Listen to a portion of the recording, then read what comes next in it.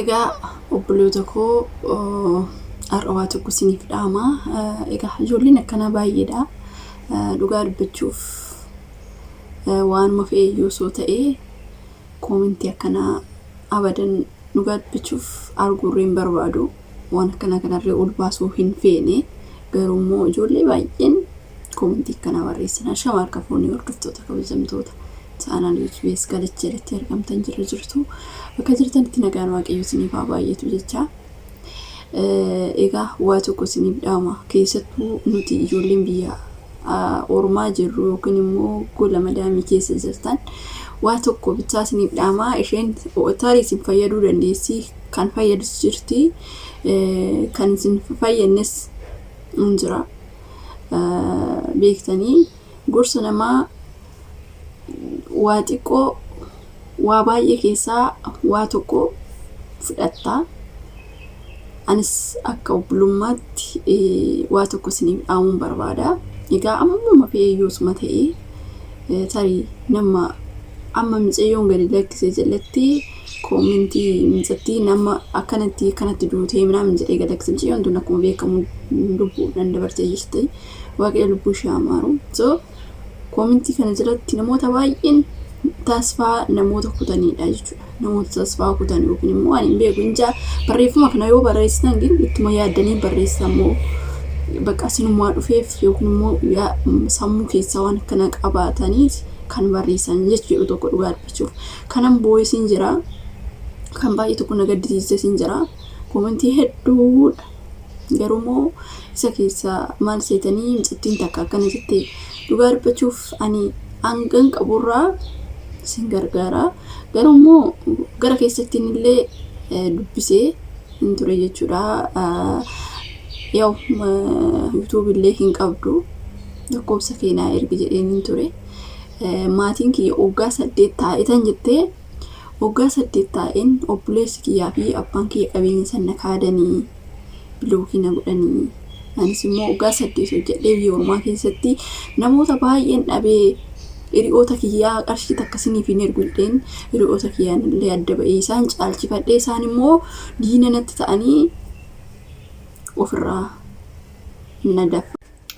ofirraa na dhoorganii jettee haa ta'u malee obboleetti koo anis dhumni kiyya kanaa kan jedhu koomentii akkasii argeetanii booddee dhumni kiyya isa kanaadha inta galaagaltee jettee barreessite.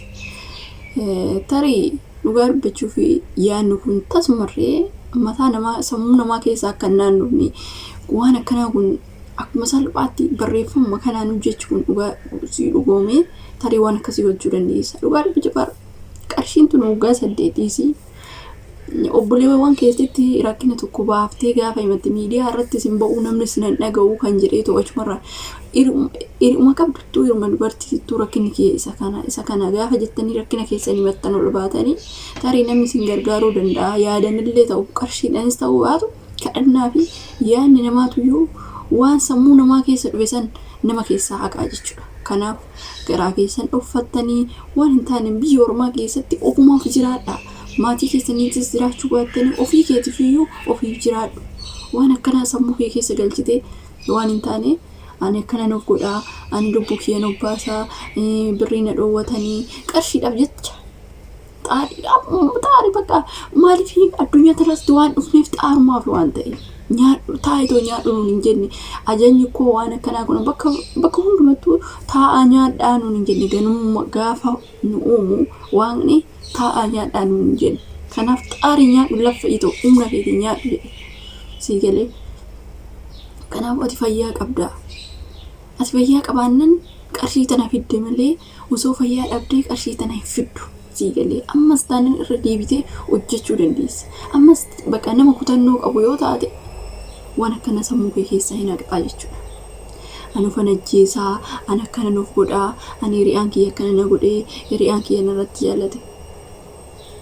Ta'us namoonni hiriyaadhaaf jechas lubbuu ofii baasanii jiru. Micayyoon asitti finuu Dubaay kanatti hiriyaa isheetii wal loltee fooqirraa of gad darbattee duute. Ilaala. An kun immoo maalidha? Hanqina sammuuti jechuudha. Hanqina nama hanqina qabuu ta'e malee anan dhiiraaf kinoo rabbiif odoon akkanatti iyyuu dhaabbadhee tanaaf malee lubbuu kiyya abadan hin balleessu. Abbaa feete namaaf jecha sanuu namaaf jecha lubbuu kiyya abadan hin balleessu. Waan barbaade maaliif hin taane jechuudha. Kanaafiyyuu sirriitti sammuu keessan kana bal'istanii yaaduu qabdu. Ofii kiyyaaf ani ofii kiyyaaf oon jiraadhe gaadha. Namaaf miti, maatii kiyyaaf miti, ofii kiyyaaf oon jiraadhe gaadha. Kana dhabee waggaa 10 hojjedhe, waggaa 20 hojjedhe qarshiin sun dhabamte yoo ta'e nan hojjedha waaqayyo fayyaa naa kenne waan ta'eef. Garuu keessatti na hartaa garuu dirqii galee. Kanaafuu ani ammas taanaan waa tokko isiniif himaa. Dhugaa dubbachuuf tasmarree rakkinni gaafuma beektanii addunyaa kanarratti gaafa dhufnu qormaata namni hin qoramne hin jiru beektanii. Lafa tanarra taa'ee namni hin qoramne hin jiru jechuudha. Isinii galee addunyaan tuni qormaataan guutamtuudha.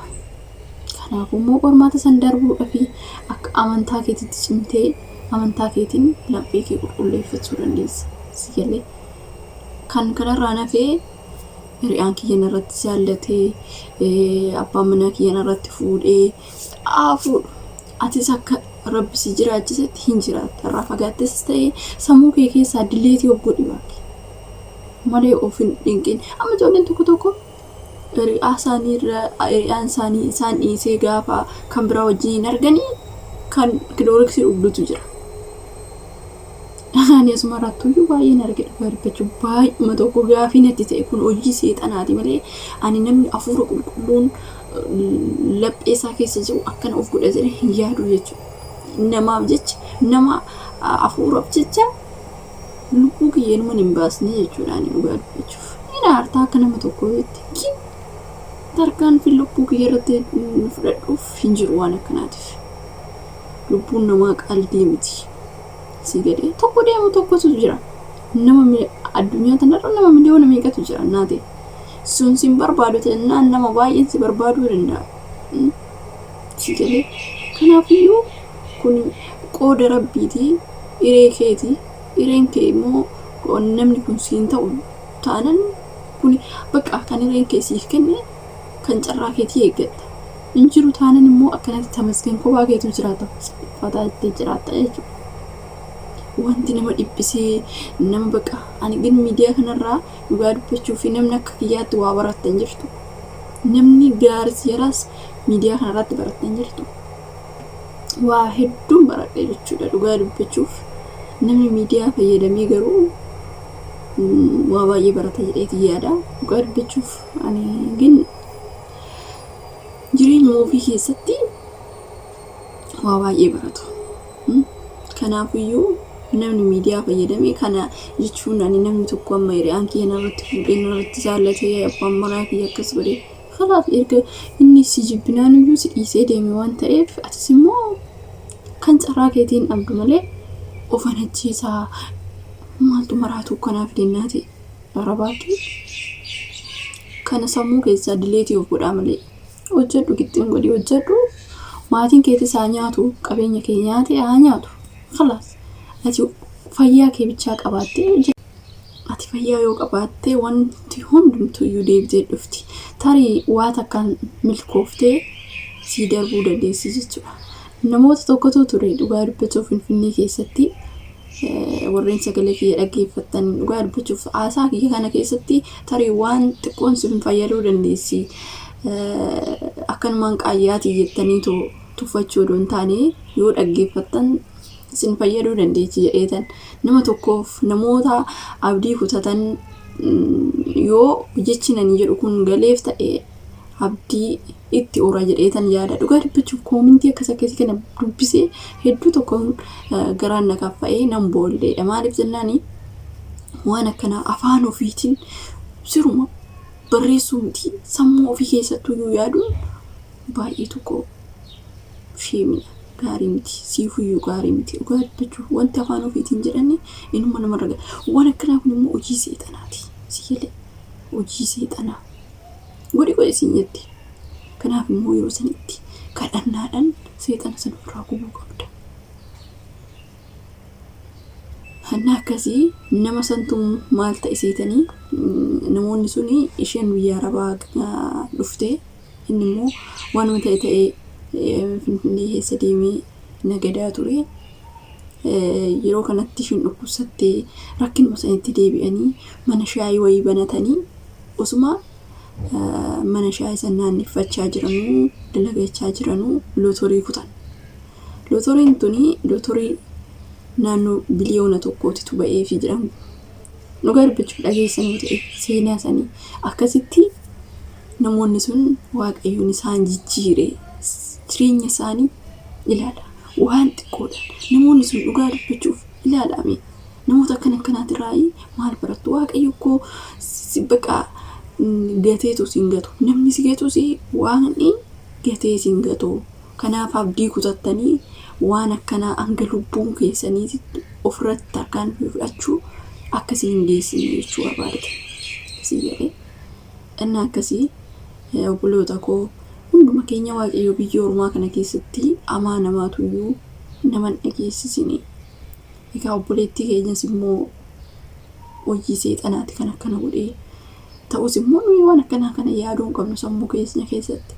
Kun isa dhumaatii anillee sanumaa bootaanaa qopheessii oo isiin garabsima dubbachuu koomentii san dubbisee bexaam itti baay'ee tokko natti dhagahame jechuudha. Garuu waan akkanaa kana namoonni ani hin beeku yookiin akka harka akkamiitiin akka absin barreessan hin beeku. Akkasii turtii gaarii qabaadhaa nagaa naa turaa garuu yaada akkanaa kana